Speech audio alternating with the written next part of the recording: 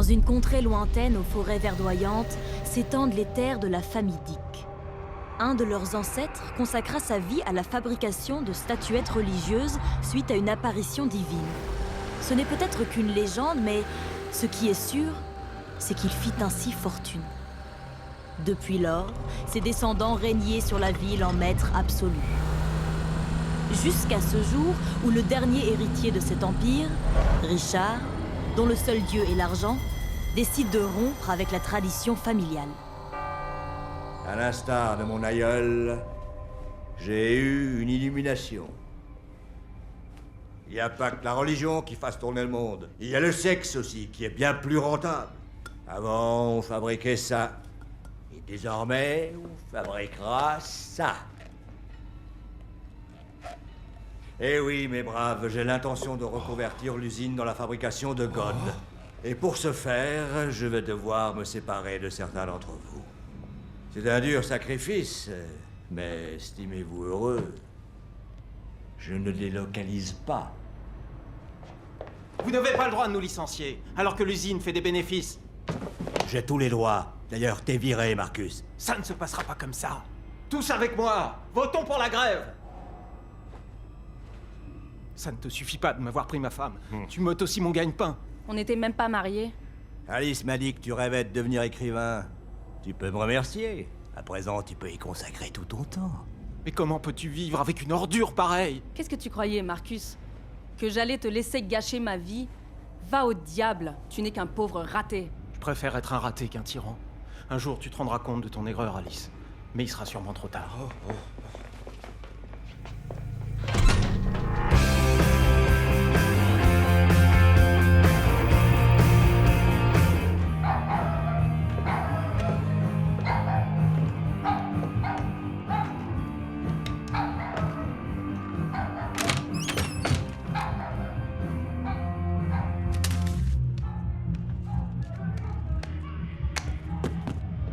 Bientôt, Marcus croule sous les dettes. C'est la dégringolade totale.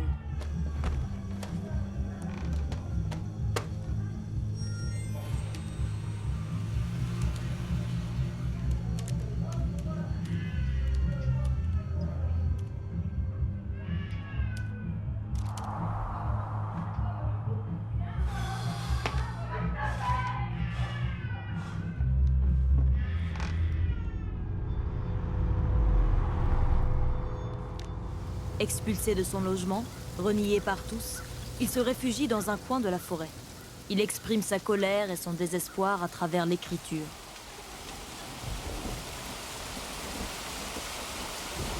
Je ne supporte plus ces Dick. Tout leur appartient, jusqu'aux arbres qui m'entourent. Ce qui leur appartient pas, il faut qu'ils le volent.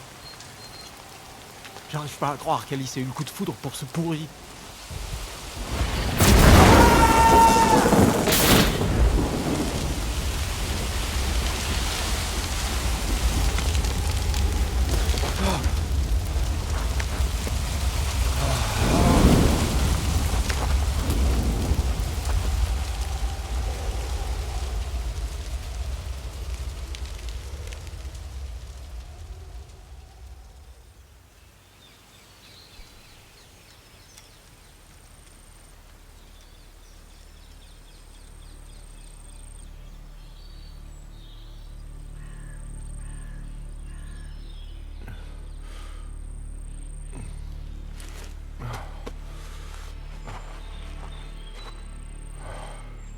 Cette fois-ci, j'ai vraiment plus rien.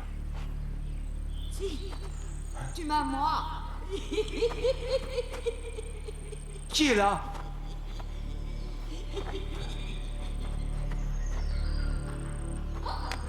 Je deviens fou ou quoi?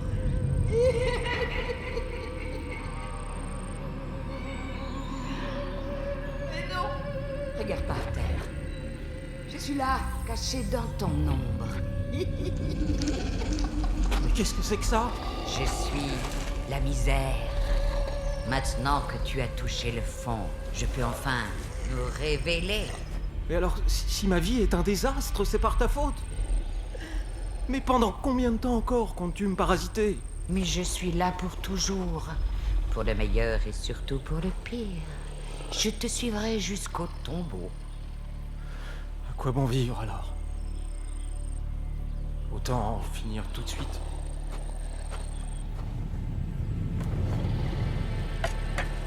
Que fais-tu?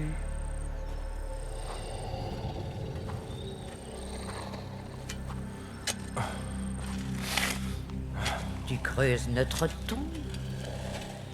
À ton avis, avec toi, mes basques, je cherche pas un trésor. Fais-nous un petit nid bien douillet.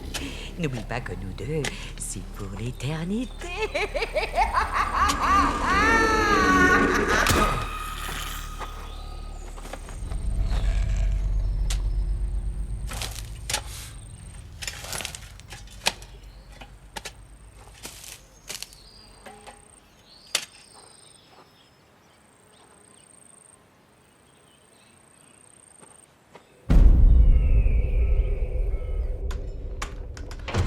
Alice!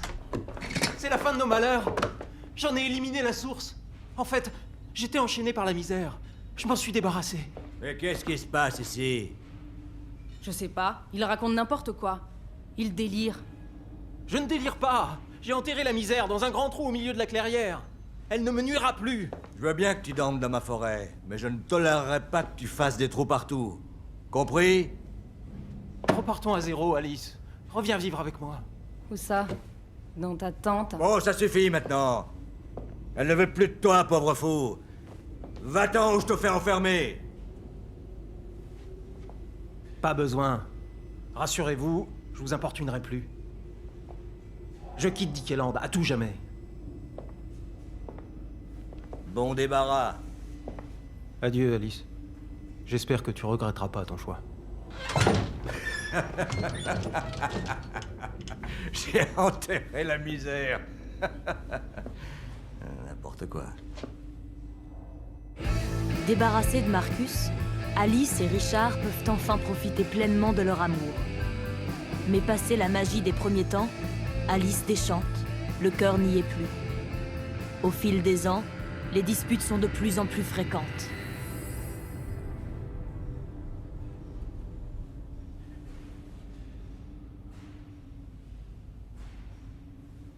C'est pas possible. Quoi? Qu'est-ce qu'il y a encore? C'est Marcus. On parle de lui dans le journal. Il a réussi. Il est devenu écrivain. Marcus, son best-seller récompensé. Cet auteur est devenu célèbre grâce à son livre Pour en finir avec la misère. Le prix Victor Hugo lui a été décerné ce matin. Finalement, en fait, c'est un peu grâce à moi. Il a profité du chômage pour écrire son livre, comme je lui avais suggéré. Bon, cessons d'évoquer ce misérable. Je suis fatigué. Allez, viens, on rentre.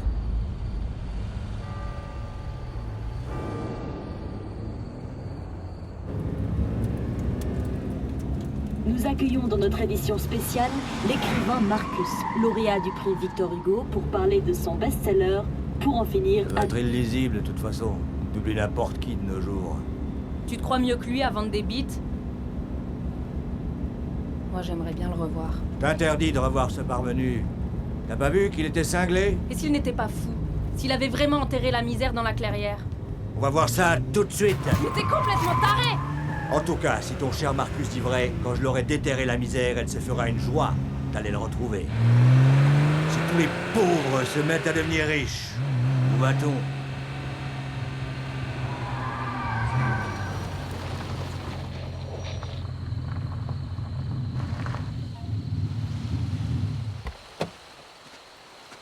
Marcus avait raison. J'ai gâché ma vie avec ce tyran.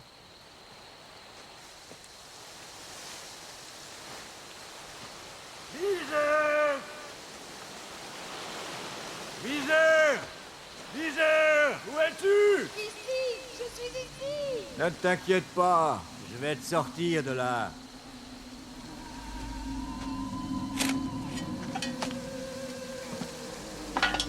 Merci, mon sauveur. Merci. Ça fait un plaisir, mais ne perds pas ton temps. Je suis sûr que tu as hâte de rejoindre ton petit Marcus chéri. Il a même écrit un livre sur toi. C'est hors de question. C'est un sale ingrat, regarde comme il m'a traité. Tu es mon sauveur, et jamais je ne te quitterai. Désormais, où que tu ailles, j'irai. Alice! Au secours! Alice! Alice! Alice! Oh, Alice! Alice! Alice! Alice!